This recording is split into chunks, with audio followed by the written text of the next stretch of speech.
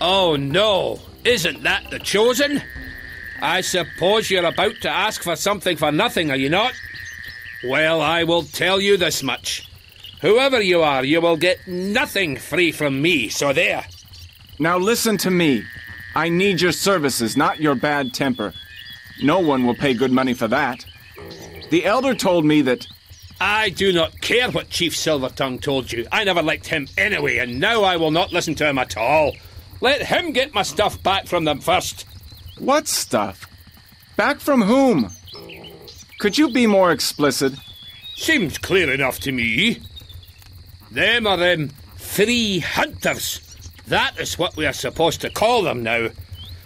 The elder says they are our friends, but they have robbed me. My apprentice saw them and tried to stop them, so they gave him such a thrashing the poor wee laddie could not work for 2 days. In a word, they took away a lot, but most importantly my favourite tools. So before I get my stolen tools back, I cannot make anything. I shall be happy to tell the Chosen about the people who live in the village. You already know me. I'm Elder Erfar. I have an assistant, a captain by the name of Gort, a very worthy man. He can be a bit rough, but he always carries out my orders to the letter. And if I give him an order? I am the Chosen, am I not? Of course you are, but Gort, well, he's not very intelligent. He may simply misunderstand you. It is perhaps better if you tell me what you want done, and I will then pass on your wishes to the captain. And who helps you with magic? Oh, that is a sad story, Chosen. A witch named Estera used to live here in the village. She was an evil, suspicious, and quarrelsome old woman. But she left to settle outside the village, and now no one may approach her except for her granddaughter, Ari, and her apprentice. Those poor girls. When I dwell upon their sufferings at the hand of that evil harpy, it makes me cry. The only person who is worse than Estera is Craftsman Barber the Tight-Fist, a greedy and traitorous man. He offended the free hunters, thereby bringing the goblin raids upon us. No, wait a minute. What hunters were that? And how can Barbour be responsible for the goblin raid? Free hunters live in the woods, not far from the village.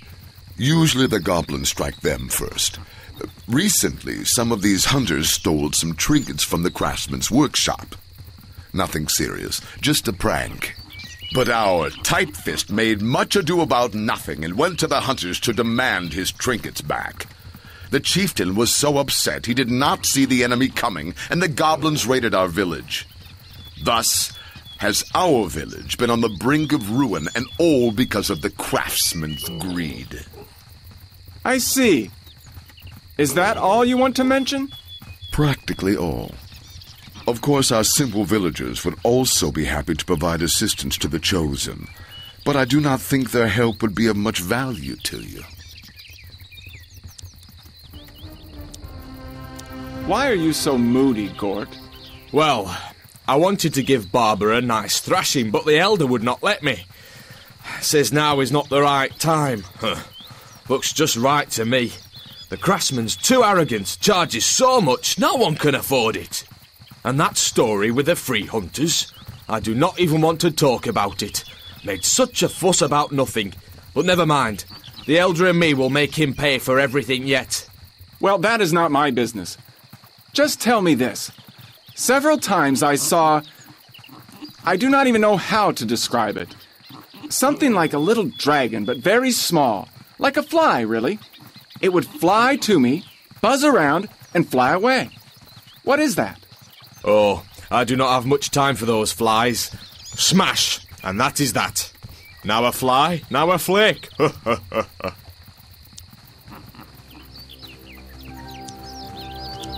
I can see that you are a bit thrifty.